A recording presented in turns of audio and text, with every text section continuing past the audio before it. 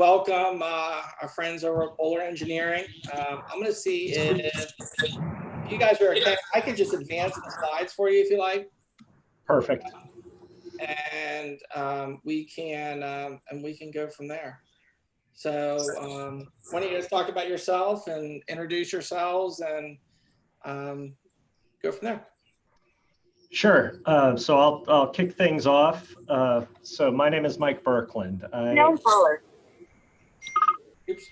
I'm not sure what that was. But anyway, my name is Mike Birkland. I am a civil engineer, and I am the leader of our Northern Virginia operations. Our office is here in Herndon. And when I say Northern Virginia in this case, I mean basically Loudoun County in toward the city. So I'll allow the other folks to introduce themselves. John, why don't you go next? Yeah, thanks, Mike. And just like Mike, I'm also a licensed professional engineer, and I'm a principal here at Bohler, and I oversee our Central Virginia offices. I'm calling out of our Warrenton, Virginia office, and I also oversee our Richmond office. And as far as geographic territories that my office covers is pretty much Prince William and the rest of Virginia. So we have a pretty big geographic reach as we've done projects throughout the state in Charlottesville, Richmond, Tidewater, Roanoke. And so I have a pretty good handle on the different jurisdictional entities throughout the Commonwealth here. And with that, I'll turn it over to Catherine. Good morning. I'm Catherine Roberts, also a civil engineer in our Herndon office. I work with Mike on projects across Loudoun, Fairfax, the city of Alexandria, city of Fairfax, all that jazz. And I'll kick it back to Mike to go over this slide. Sure. So this is our shows our footprint basically. So two things. The orange dots are where we have offices. So as you can see, we're all up and down the East Coast, and we have an office in Frisco, which, if you know Texas, is a major suburb of Dallas. And the blue is basically states that that we consistently do work in. We've actually done work in almost every state in the country. We're licensed, I think it's in 46 states. But civil engineering, land development consulting is very local. So, you know, a question I get sometimes, why do we have all these offices? Look at all those dots, they're so close. You need to be local to do what we do. And as you can see, 700 people, currently 28 offices. Started up in just outside of Morristown, New Jersey, 35 years ago. Wow. Lud Bohler started the company in his garage.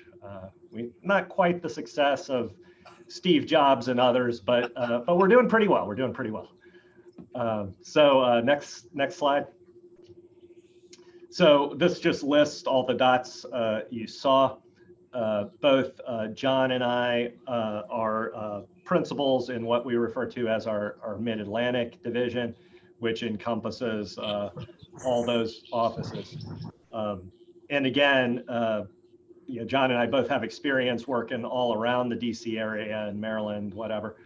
But we have the local offices because it's amazing. Across the river, things are a lot different as far as how our industry works and how the jurisdictions work over there. Well, and it's really important too, because when I had a client that was working with John, and you know, we needed to get a call with the county supervisor. You know, you guys can set it up, and like, you know, like you just pick up the phone and they take your call, and we were on a conference call like 2 days later. So I guess that's really the benefit of being local. Yep, that's good to hear, and that is how it's supposed to work. Exactly. I mean, we work, you know, locally with local land use attorneys, as example. You know, all the different offices have those type of relationships, and several other local consultants. Architecture is a little different. We don't do architecture, but architects can often, be in Chicago and do work here because the building code's the building code, and it really doesn't make a difference. But for our field, civil engineering, landscape architecture, surveying, it's particularly surveying. I mean, you can't survey from afar. You have to have boots on the ground to get to the property. And as I say that, those are the services we provide. I mean, we're land development consultants, and you can see the list here. Site civil engineering and consulting, surveying and mapping. I think, particularly having listened to your presentation earlier, surveying could be a big service where we could help you guys out. Transactional altas are very common. We do those all the time, all over the Mid-Atlantic footprint. Our survey team is actually based out of Herndon and Warrenton. So John and I are often able to pull more special favors than our folks in Maryland and DC. Planning and landscape architecture. Planning particularly is something that also might come up with if I have a good understanding of what you all do. You have a piece of property and you're trying to do something else with it. Maybe it's a complete redevelopment. Maybe it's, hey, I'm buying this old building, but I need to expand it. Maybe it's adaptive reuse is a big thing, particularly in the more urban areas. Office buildings that are not being used as much, being converted to condos, and most of that work is architectural work, but there's always some civil engineering work, and there's always some permitting and planning and entitlement type work that's involved. So it's a really good point, and something that I want to make sure all the agents understand is that we'll have clients that have a property and they'll say, wow, wouldn't this be a great subdivision? Or wouldn't this be a fantastic place to build a 20,000 square foot office building? And the zoning may not allow it, right? But the comprehensive plan does. And or they may not have an updated comprehensive plan, or maybe it's something that could be built with a special exception. And I would encourage all the agents that, before we spend money marketing a property and saying, wouldn't this be a great place to build an office building, to have our client engage Bohler to get a professional opinion that is actually possible, within a, some level of, reasonable expectations. And like in our case, we wanted to get on the phone with the decision makers in Fauquier County and hear from them, would they support this as a use? And when you hear the county supervisor say, yep, I love that, bring it on, let's do it, then you feel confident when you go to market that it is something that we'll actually be able to get across the finish line, as opposed to just guessing. And that also lets the buyers know that if they go under contract, that they're not going to go on a fishing expedition, that you've actually done some of the groundwork, and they know that if they start engaging engineers and surveyors and attorneys, that is actually going to be successful too. Yeah, Did I say that right? I mean, that's... Yeah, couldn't have said it better myself. I mean, particularly if we have the opportunity before someone purchases the property. Often we have owners come to us and say, okay, I bought this sight unseen, what can I do? And sometimes that works out great, but sometimes it doesn't. I mean, there's whatever, you pay X for a property and you want to get a certain return, and the comp plan says something to the effect of this property shall never be developed, or it's single family residential, 1 unit for every 5 acres. And if you haven't researched that beforehand, you're not going to get your big fancy mixed use project. You're not going to get your multifamily building, that type of thing. People, in experience, I'd say landowners who think they're developers can often go down that path, and you can spend a lot of money to get denied, between, our services and land use attorneys and architects and due diligence, somewhere between, gosh, $1,500 and $5,000, depending on the property, can save literally millions. And you're talking about something that takes a week or two. Yeah, you're right. I was going to see if I get a minute, I'll pull up an example of one of your reports that's been extremely helpful. So, okay. Any questions from anyone on this? Yeah, I should have said I want to keep it interactive. I personally have a hard stop at 10, but I think Catherine and John can hang around. Stephen? Yes. Real quick, I just wanted to say the team here is basically from Virginia, but last year I had an opportunity to chat with Brooke Eaton and Yes. Mike Jones on a project for builders moving up from North Carolina, and they did a presentation. It was really good. The pandemic put things on hold for the most part, but those two guys did a great. So I'm shouting out for the Maryland team since there's nobody representing Maryland on the call today, but both Matt Jones and Brooke Eaton did a great job, and having a location in North Carolina helped because my clients were from North Carolina and there was a connection there. So. Oh, cool. That's great to hear. Yeah, they are, John and I are talking to Matt 5-10 times a week. I mean, we're interacting with our Maryland team. That's great to hear. We bring in Brooke when we need someone smart on the case, because she is just awesome at what she does. So the markets we serve, and we could probably list more, but generally speaking, this is the group of stuff we get into. Particularly, well, right now I would say it's in Northern Virginia, my area. Residential, industrial, and mixed use are really big. Healthcare is big too, and we're doing some of that. As you probably know, retail is, I would say, spotty. It's not necessarily dying, but there might be more work for your group on something like that than us. There's a lot of retail turnover, people moving into empty spaces, which often doesn't, if there's smaller uses, that doesn't require civil engineering. If they're bigger uses, like someone taking over the Dick's over in Fair Lakes, there's probably changes they need to make to the site and stuff like that. All right, why don't I, is this the transition point, Catherine? I forget the slides. Yes, John can take over from here. All right. Cool. Well, thanks, Mike, for that. And these next few slides just kind of want to touch on some of the key elements of the services we offer. And as Mike mentioned, land surveying is probably, the backbone of everything we're doing as far as setting us up for design and really knowing what's going on with the properties in general. We spoke about transactional alpha surveys, which a lot of time lenders have their own specific requirements on that. So that's a key service that we offer. And what, I'm sure this group is very familiar with that, reviewing the title work, making sure there's any easements or restrictions that could prohibit development.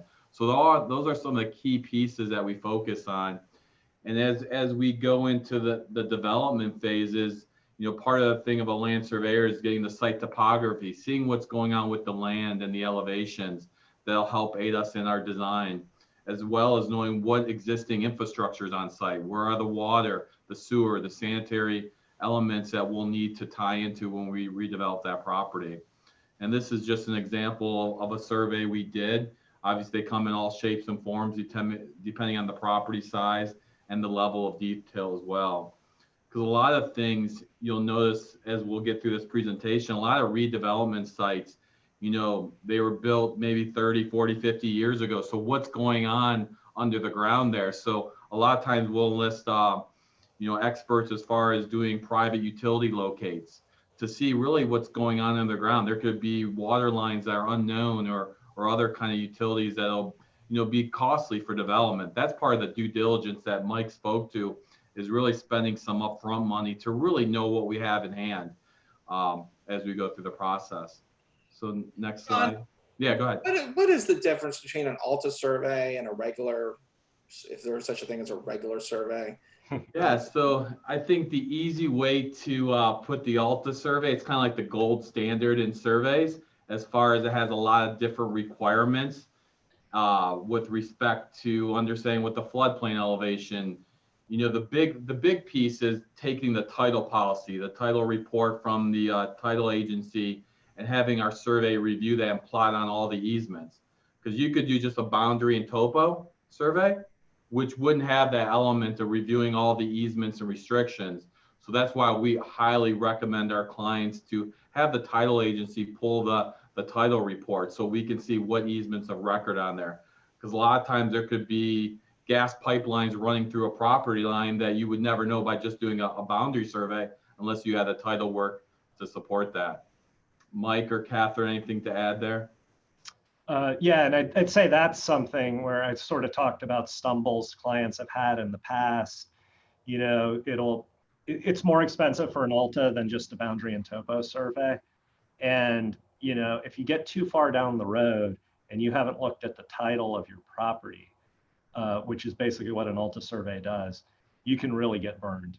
I mean, you know, there's an easement here, there's something, you know, someone could say, well, why didn't we know about this? Well, we're not, it's not magic.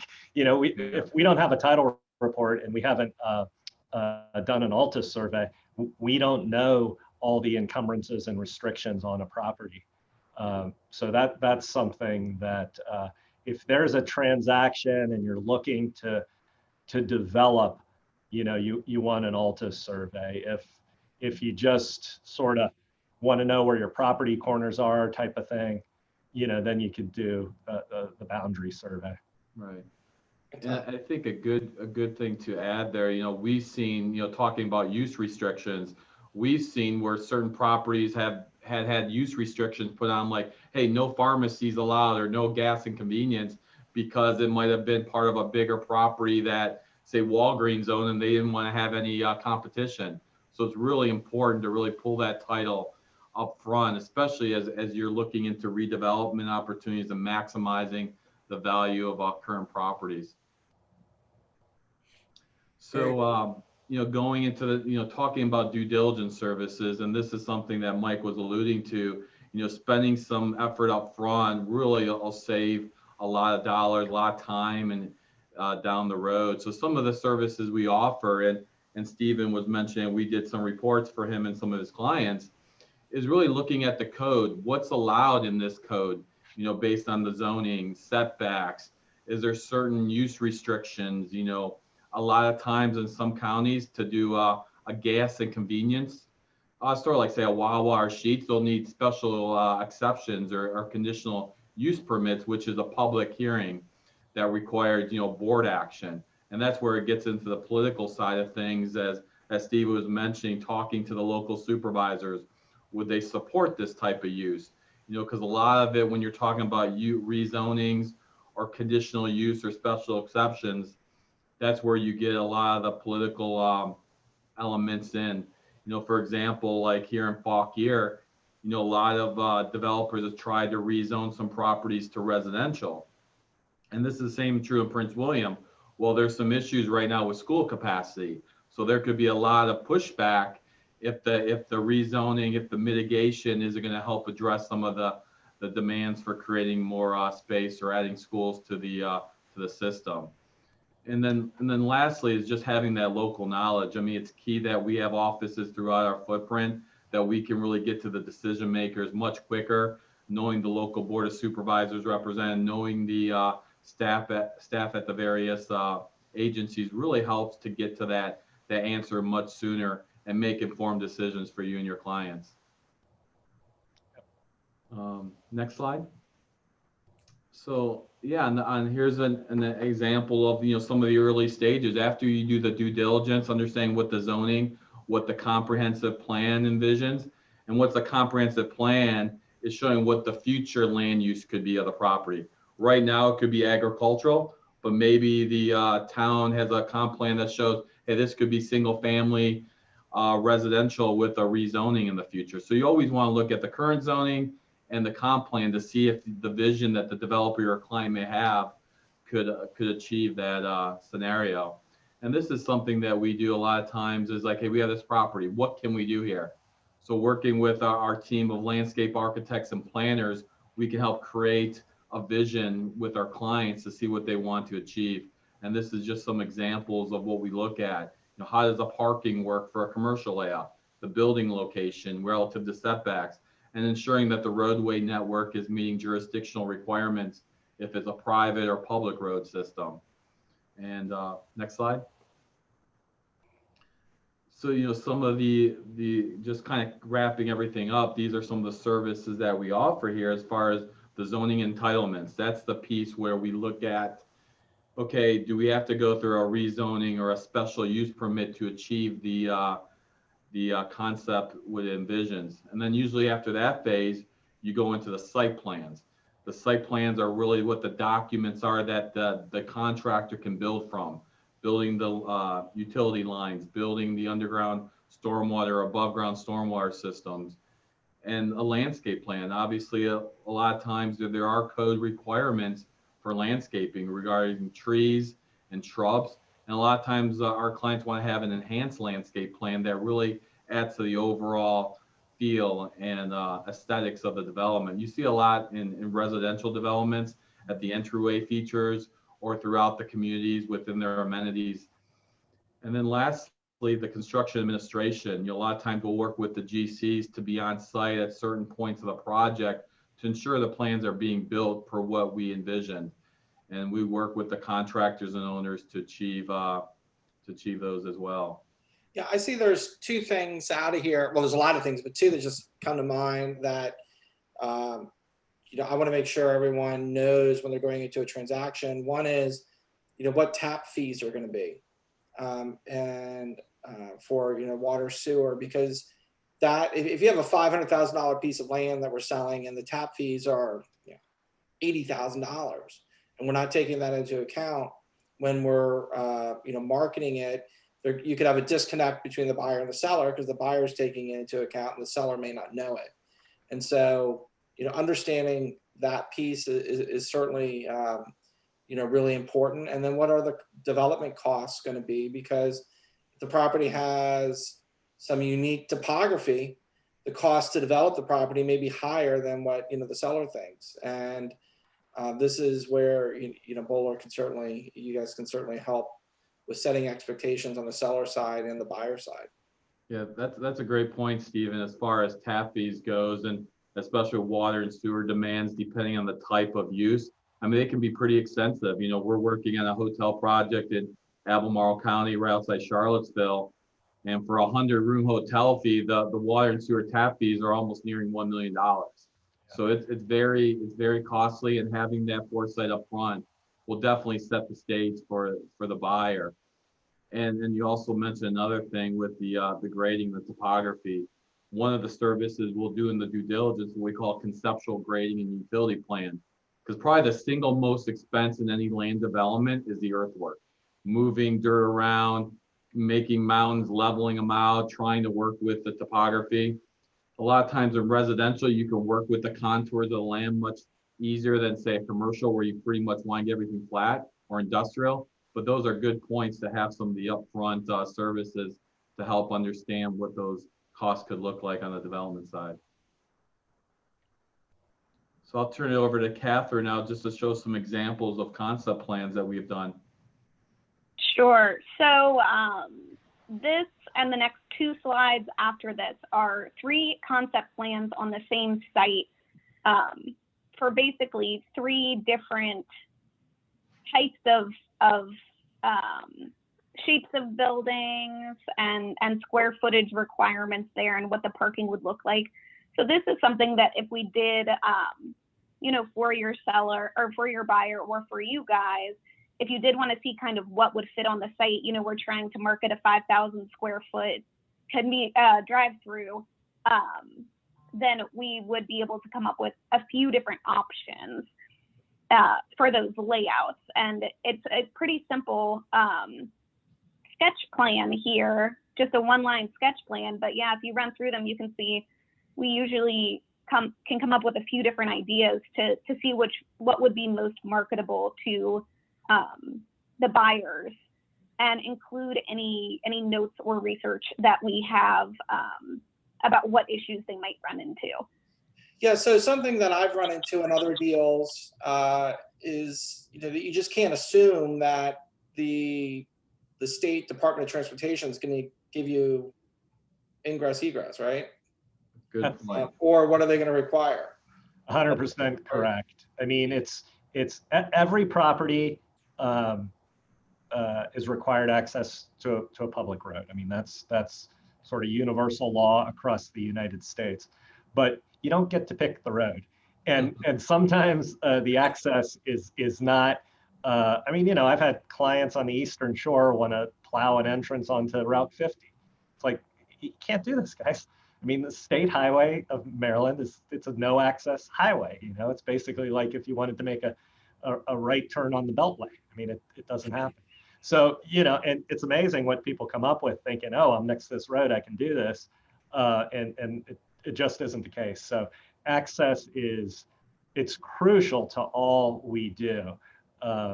You know, I mean, we spend, I feel like I should have been a truck driver in college, and that would have helped my career, because we spend a lot of time trying to figure out how to get an 18-wheeler onto a site. It's crucial to almost every line of business, if you think about it. Pretty much everything, retail, industrial, and any commercial use. You know, everything probably, even office. You know, you got to have moving trucks, and you got to have fire trucks, and these are all big trucks that need to get around the site, and they need access. And just a part of due diligence and what we deal with all day. That's a really good point. Yeah. So I have to, go ahead. I apologize, but you're in good hands here. If you don't have it, Catherine can send all of our V cards around, you know, after the call. But I really appreciate, you know, the opportunity to talk to everyone this morning. And you're welcome. Yeah, thank you. Yeah, I know we're just about done, but yeah, after this, I'll circulate everyone's contact information to the entire team, and I'm certainly will have agents and clients in touch. Thank you, everybody. Great. Thanks, Mike. Yeah, so this next slide, we just want to feature a couple local projects here and around Virginia, obviously, so we have the Virginia team on, but this is a development that some of you may be familiar with. It's in Fauquier County, the Vint Hill area, the old Army base, and one of our clients wanted to create this master plan community adjacent to it. It's called Brookside Communities. It was a 1,000-acre master plan community in which we worked on a lot of the phases within there. It had a lot of the amenities that you would see in traditional mixed use or master plan communities, such as a pool, clubhouse, as you see, as well as varying sizes of lots. Some are the smaller lots, some are to the quarter-acre, half-acre lots. And really what, you know, just to touch on, and some of you may be familiar with it, you know, really when you look at these developments, there's so much stuff going on under the ground that sometimes it's not apparent to the casual observer, just with the water line networks, the sewer networks. How is stormwater? Today, more than ever, stormwater is a very important aspect of everything we do. You know, as we manage the runoff, and how do we treat that before it goes back into at least our area, the Chesapeake Bay. So there's a lot of jurisdictional requirements and regulations that help divide our design process as we go forward. So this is a project, like I said, locally, and here's another one in Chantilly that I'll let Catherine speak about. Yeah, so this is the field at Commonwealth. This is a project that we partnered with Regency on, and we provided our, you know, normal civil engineering services. We also did surveying, permitting, master planning, rezoning, and helped with LEED certification on this project. So this one did require a pretty intense master planning and rezoning process here. It's a mixed use development on 21 acres in Chantilly. And our main anchor there was the 120,000 square foot Wegmans. But they and right now the center is open. We are still doing some coordination for, pad sites or other retailers who are coming in to take over some spaces that maybe have not been occupied yet. But this was a good example of a project that had a roadway design, along with it very involved processes with VDOT regarding the site access and what they would allow, a lot of environmental constraints with stormwater. And this was also a plan where we were able to work very closely with the local jurisdiction, with the folks in Fairfax County, and leverage our relationship there to, get the plan approved and expedited very quickly, and kind of we got an opportunity to work with a lot of different retailers, a lot of different folks on this one, which was pretty cool. This would be an exciting project to get for sure. That's a really successful project. Congratulations. Yeah, it's really good.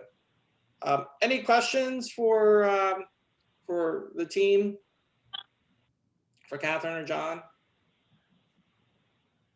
Yeah, this is Steve. So I've got a project going in the Northwest. Do you guys have any affiliations with any of the companies up there that you can refer us to? You mean Northwest US, right? The Washington. Northwest, like Washington?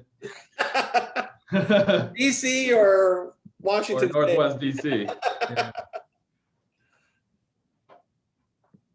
But we definitely have some contacts outside of our normal footprint on the on the East Coast that we can help, and then as well as locally. So yeah, Steve, if you could forward his contact information, we can talk with our contacts and see some good firms that we work with, because we partner with a lot of firms all across the U.S. and we can recommend.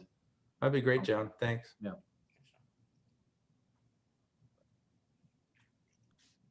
All right. I will send out everyone's contact information so we can keep in touch. I just really encourage everyone to make sure that our clients engage a civil engineering company. Obviously, Bohler's our preferred provider. I think it's especially important if you have a client that is not a professional seller. Let's just say someone that inherited some land, or they think they know what they can do with it.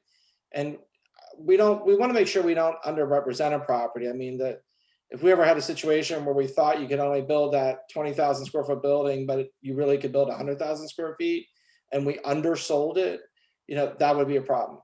Or if we think we can only do one thing, but you really can also do something else, that would be a problem too. So it's really good if we can just get clarity from an engineering firm and be able to say, hey, this is what you can do, and these are the type of projects that could get done quickly, and then these are the type of projects that could get done maybe a lot longer term. Obviously we're all working on commission, and so if we could sell a property with a use that can get done more quickly, it's more likely to close more quickly and get across the finish line versus a more speculative use. So I would encourage everyone to reach out to Bohler on your land deals, loop in the clients, and just see what we can do to help kind of narrow down what we're doing so we can get those properties sold. I have a question, Stephen. Sure. How do they determine the cost on each project? That's a good question, because as you can imagine, every site is very unique as far as what and jurisdictions as well. Some jurisdictions, are much more streamlined to work in versus, say, for example, Northern Virginia. It could take almost 18 months to 24 months just to get through rezoning. So a lot of it's going to depend on the properties, where they're located, and what type of use we have to develop there as far as that perspective. So it really depends. I know that's not a great answer, but feel free to reach out on that. When we do concepts, that's generally the pretty standard. And then survey, as you can imagine, depending on the size and the location of the property, could vary on the type of survey. If it's really wooded, you can imagine it takes much more time to survey a property that's heavily wooded to go through there versus an open field. So so let's look at an example. And one thing, oh, I was going to say one just thing to add quickly Okay. to what John said, one service that we do offer, Deborah, during due diligence is to come up with a permit and proffer fee estimate for that property for what they want to develop. So it would, have incorporated in it, the site plan fees, the rezoning plan fees, and maybe any proffer fees that we could anticipate or sanitary and water tap fees, like Stephen mentioned earlier. Yeah, so this is just an example of one of the deliverables. This is, I have a client that hires them to do the initial executive summary on the properties. And this becomes really helpful if we're going to remarket the property. But this is executive summary is gold. I mean, this is what lets the buyers that you're talking to know, and your client know, this is what you can do, and this is what you have. Exactly. I mean, it basically becomes your property package, and dealing with everything from utilities and conditions, and what you can build, and because oftentimes, and I've reached out to Catherine on another project, trying to figure out what you can and can't do under the zoning code is it's like an advanced college class of math. I mean, I can't figure it out, and you don't want to you don't want to be wrong, right? Right. So that's what this is an example of, one of the deliverables, dealing with access and dealing with what the process would be. And this is what you were talking about, John, on sort of what process would a buyer have to go through in order to actually make it actually develop the property. So in this case, it's 13, 18 months is what was estimated. And then comes the additional support information. So this is I think these were like $1,500, $2,000. It's a very, very reasonable, and it's a good first step to understanding what we have and what we don't have. yeah, good point. And that's like a desktop summary that we can pull all the different information. One thing I just want to highlight that we didn't really touch on so much is the environmental features and floodplains and whatnot, because there could be existing wetlands on the site that could impact how much developable area you are. So we'll partner with sub-consultants, but there's a lot of host of items that we can gather in this desktop review that Stephen presented to at least identify some next steps and some strategy to move forward there. And then this is the last thing, because I know we're over our time, but this is an example of this was done during the due diligence phase of an acquisition where the client was buying a farm and they wanted to have Bohler figure out, what would the layout be. And then we got on a phone call with the city council, or with the county supervisor and the land planning people, and just sort of an off the record, what do you guys think? And you just get their initial feedback. It's not the official feedback, but they tell you, yeah, we like it, or we'd like to see this, or we'd like to see that. So that during the due diligence phase, you can get a feel for, is this project going to work or not? Yeah. Any other questions? All right, well, this was very informative. Really, really appreciate you all taking the time and preparing for this and presenting to the group. And I'll get the information out to everybody today. Yeah, thanks, Stephen. Thanks, everyone, for allowing us the opportunity here. We're always here to help, so feel free to reach out to any of us. And wish everybody best of luck. Thank you so much. Thank you. Bye-bye. All right, bye-bye.